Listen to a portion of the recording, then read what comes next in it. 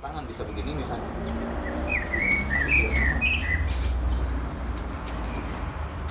Nah, biasanya tidak terlalu dekat ke atas.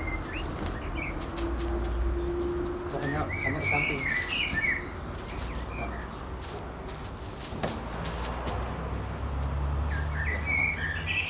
Jadi prinsipnya kalau lurus biasanya menghindar. Tapi kalau melingkar Sekarang C. C. Berarti C itu yang begitu. Nah, kalau itu masuk. Biasanya digabung antara ini blok. Ini blok dan ini masuk. Karena kalau C kuat di ujung. Iya. Jadi kita harus masuk.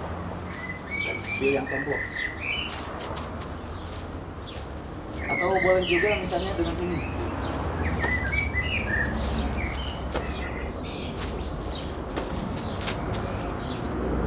Dengan tembok juga. Tembok tapi sini diambil dengan ini.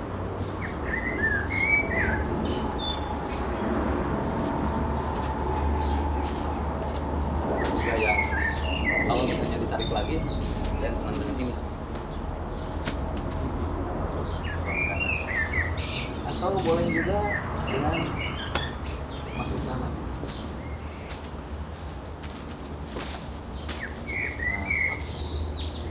Atau juga bisa ikut.